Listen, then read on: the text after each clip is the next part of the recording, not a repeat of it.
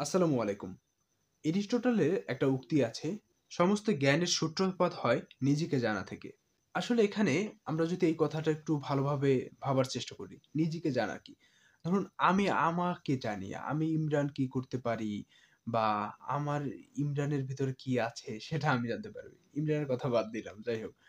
এই নিজেকে জানাটা কি? জ্ঞানের সূত্রপাত হয় নিজেকে জানা থেকে। দেখুন, আপনি যদি কিছু জানতে চান, কিছু বুঝতে চান, বহির্বিশ্বের কথা বলি, বিশ্বের কথা। বিশ্বের কথা জানতে চাইলে এই পিছনে যে মানচিত্রটা আছে না আমার এই পাশে ডান পাশে, এই বাংলাদেশকে আপনার জানতে হবে। আপনার বাংলাদেশে কি আছে সেটা যদি আপনি জানেন, তাহলে বিশ্বের অন্যান্য স্থানে কি আছে সেটা জানারও একটা পথ তৈরি হয়ে যাবে। সেটা জানতে আপনার ভালো লাগবে। কারণ আপনার এটা আছে, ওদের কি আছে, বহির্বিশ্বে কি আছে, আপনার প্রাচ্যে কি আছে, পাশ্চাত্যে কি আছে, সবগুলো কিন্তু জানা হয়ে যাবে।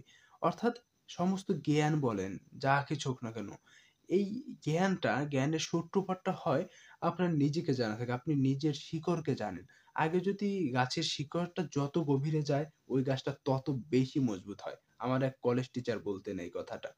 আসলে আপনি যদি নিজের শিকড় সম্বন্ধে ভালোভাবে জানেন, ওখান থেকে আপনার জ্ঞানের সূত্রপাত। আপনি যদি আপনি অনেক জ্ঞানী হতে চান, কিন্তু আপনার নিজের পরিবার সম্পর্কে জানলেন না, নিজের কি করতে পারেন, নিজে কি করতে চান, সেটা সম্পর্কে জানলেন না। আসলে ওই জ্ঞান দিয়ে কি হবে? আপনার জ্ঞানটা যদি আপনার ফ্যামিলিতে কাজে না লাগে, দেশে কি কাজে লাগবে? ওই জ্ঞানের সূত্রপাতটা হয় ওখান থেকেই। আপনার নিজেকে জানা থাকে, নিজের দেশ জানুন, নিজের সবকিছু সম্পর্কে জানুন।